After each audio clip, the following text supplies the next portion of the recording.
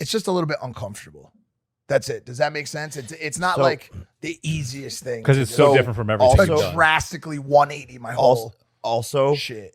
knowing your trauma and like all the shit you've been through, you're used to life being a lot of ups and downs.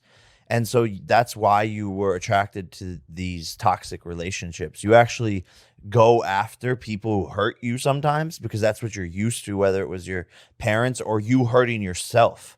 So you're actually addicted to this cycle. And that's why people end up constantly in toxic relationships, because they're sometimes more fun and the highs are super high and the lows are super low. And so maybe you're just at this like base level and transitioning into a relationship that's like that, which is how they're supposed to be. Yeah. Which is how they're supposed It's to be. uncomfortable. But for you, it might be like weird. And I noticed that too with Yuta. It's like this perfectly level relationship.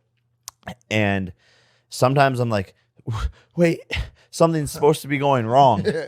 And then it's just not. Yeah. And then you're like, oh, okay, cool. Yeah. It's surprising for me too, as your brother, like watching you in this relationship. I remember like after a few months, I was like, you guys getting any fights yet? Or because the Jake in relationships that I know, things could happen. They could flare up from both parties. Yeah, exactly. But it sounds like Yuta, and I can definitely speak like on this with me and Nina, is she activates the best part of you when it comes to companionship, which is how it should be, And Mike's probably not used to that.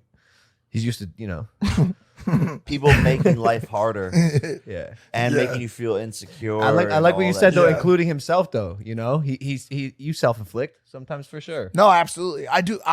That's the thing that's like, and by the way, the reason I brought this up today is I like to come up with topics that, as we always do, that are affecting our lives, but that are relatable to the audience, because this is a very important topic for a lot of people. People look at relationships as kind of like the